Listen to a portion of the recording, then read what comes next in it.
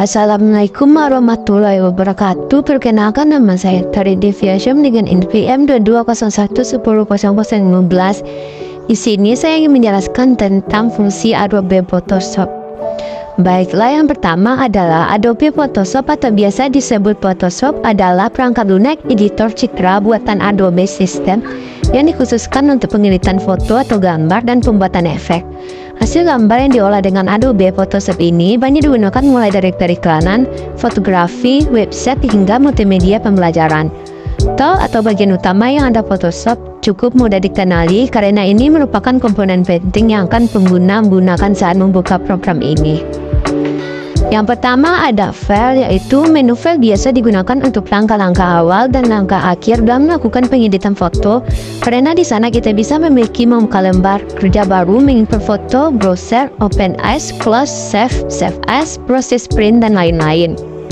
Dan yang kedua di sana ada edit fitur yang memungkinkan kamu untuk mengedit gambar seperti mengubah ukuran, memotong dan lain-lain. Dan yang ketiga ada Image merupakan gambar yang sedang kamu edit pada Adobe Photoshop. Lalu yang keempat di sana ada Layer adalah lapisan dari kanvas yang berisi satu objek atau gambar yang sedang penggunaan desain. Tool ini merupakan bagian penting yang digunakan untuk mengatur tata letak dan susun lapisan pada kanvas atau lembar kerja Photoshop. Layer ini memiliki ciri-ciri seperti lapisan kaca transparan yang bertumpuk panel bagian. Biasanya layar tersusun dari lapisan terbawah yang disebut layer background. Selanjutnya ada lapisan bentuk atau objek, lapisan warna, lapisan teks, dan ragam objek lainnya. Dan yang kelima ada Select fitur memungkinkan kamu untuk memilih bagian tertentu dari gambar. Dan yang keenam ada Filter, fitur yang memungkinkan kamu untuk memberikan efek pada gambar seperti memberikan efek blur, mengubah warna, dan lain-lain. Dan yang ketujuh ada View, fitur yang memungkinkan kamu untuk melihat gambar dalam berbagai tampilan seperti tampilan normal, tampilan grid, dan lain-lain. Dan yang ke-8 ada Window ini fitur yang memungkinkan kamu untuk membuka panel-panel yang berisi informasi tentang dokumen yang sedang aktif, perintah-perintah yang bisa digunakan untuk memanipulasi gambar, pengorganisasian layer, dan lain-lain. Dan yang terakhir ada Help, fitur yang memungkinkan kamu untuk mencari bantuan atau panduan dalam menggunakan Adobe Photoshop. Nah, di sini ada terdapat gambar-gambar dari fungsi Adobe. Saya akan menjelaskannya satu persatu. Yang pertama ada Move Tool. Move Tool memiliki fungsi untuk memindahkan objek berupa gambar atau teks. Pada penggunanya, kamu tinggal mengarahkan kursor ke objek yang ingin dipindahkan seperti gambar di bawah ini. Move Tool biasanya berbentuk tanda panah seperti contoh gambar di atas, sedangkan untuk shortcutnya kamu bisa menekan V pada keyboard. Dan yang kedua ada Mark with Tool. Pada dasarnya Mark with Tool ini memiliki fungsi untuk menyeleksi objek yang ada pada kanvas. Setelah melakukan seleksi, kamu dapat melakukan beberapa tindakan pada bagian yang telah diseleksi tersebut, mulai dari menghapus atau delete, memotong, mengganti warna, dan juga menambahkan efek lainnya seperti gambar di bawah ini. Dan yang ketiga yaitu ada Lasso Tool. Lasso Tool ini memiliki fungsi yang hampir sama dengan Mark Tool, namun kamu bebas untuk menyeleksi apapun dengan tidak terpaku pada bentuk, sehingga kamu perlu untuk menggerakkan mouse kamu untuk membentuk seleksi yang diinginkan, seperti gambar di bawah ini. Yang keempat ada Quick Selection Tool dan Magic Wand Tool. Selanjutnya yaitu tool yang sangat berguna dan kemungkinan akan sering kamu gunakan dalam membuat desain grafis. Quick Selection Tool berfungsi untuk menyeleksi dengan cepat sesuai dengan bentuk objek, sedangkan Magic Wand Tool berfungsi untuk menyeleksi berdasarkan warna yang ada pada objeknya, seperti gambar yang di bawah. Pengguna tool ini hampir sama dengan Lasso Tool, namun yang membedakan adalah bentuk penerapannya. Yang kelima ada Crop Tool atau Stylus Tool. Bagi kamu yang suka mengolah foto, pasti sudah tidak asing dengan tool ini.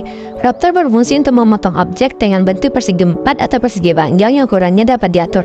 Sedangkan untuk perspektif Crop Tool digunakan untuk memotong objek yang bentuknya miring atau tidak statis, sehingga kamu bisa menyesuaikan ukuran potong dengan objek.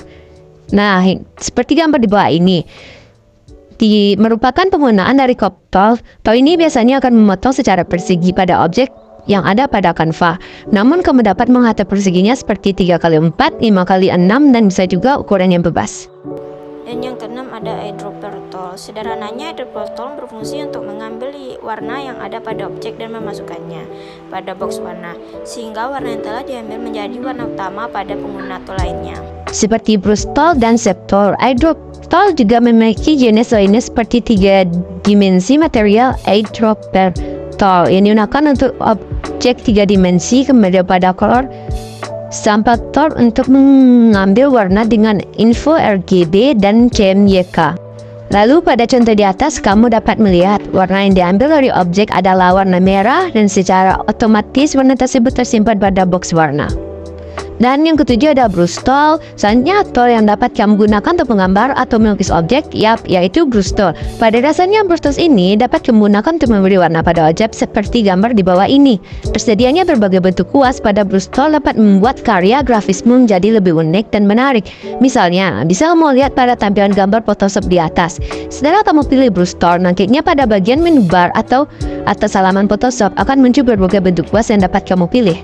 Nah, yang ke-8 ada spot healing brush tool. Tool yang satu ini biasanya digunakan dalam proses pengolahan foto seperti menghilangkan jerawat. Tetapi kegunaan tool ini bukan itu saja. Pada dasarnya spot healing brush tool berfungsi untuk menghilangkan bagian tertentu pada objek dengan cara menyamakan warna di sekitarnya seperti pengaturan di bawah gambar di bawah ini. Dan yang ke-9 ada eraser tool. Tool selanjutnya adalah yang memiliki fungsi untuk menghapus sebagian atau keseluruhan objek. Selain menghapus objek, eraser tool juga memiliki jenis lainnya seperti background eraser tool yang berfungsi menghapus background atau latar pada gambar. Kemudian ada juga magic eraser tool yang dapat digunakan untuk menghapus bagian pada objek yang memiliki warna yang seperti gambar di bawah ini. Nah, yang ke-10 ada gradient tool, memiliki fungsi untuk membuat warna bergradasi atau lebih dari satu warna dalam satu objek. Tool ini biasanya digunakan untuk memberi warna pada layar atau background pada gambar. Dan dalam penerapannya, gradient tool juga memiliki bermacam pola seperti pada contoh gambar di bawah ini. Kamu dapat melihat beberapa pola yang bisa dipilih pada bagian menu bar, mulai dari linear, radial, diamond, angular, dan reflected. Dan yang ke-11 ada shape tool. Shape tool digunakan untuk membuat objek dengan berbagai bentuk, mulai dari rectangle tool dengan bentuk persegi 4, rounded rectangle tool untuk membuat persegi 4 dengan sudut melengkung, ellipse tool berfungsi untuk membuat objek lingkaran atau oval, polygon tool berfungsi untuk membuat objek dengan berbagai jumlah sudut, line tool membuat garis, dan custom shape tool untuk membuat objek dengan berbagai bentuk yang telah disediakan oleh Photoshop pada menu bar. Pada penggunanya, kamu tinggal memilih tool pada bagian toolbar, kemudian memilih bentuk yang ingin kamu buat pada kanvas seperti gambar di atas. Dan yang ke-12 ada pen tool. Pada dasarnya pen tool digunakan untuk membuat garis seleksi dengan titik poin tertentu.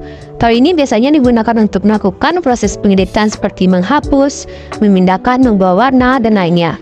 Pada tool ini juga memiliki jenis lainnya sebagai berikut seperti gambar di bawah ini. Dan yang ke-13, Direct Selection Tool. Direct Selection Tool biasanya digunakan untuk merapikan dan mengubah titik poin pada bagian objek. Dengan menggunakan tool ini, kamu dapat menggeser setiap titik yang ada pada sebuah objek sesuai keinginan. Sedangkan Path Selection Tool digunakan untuk memindahkan posisi objek. Lalu yang ke-14 ada Blur Tool.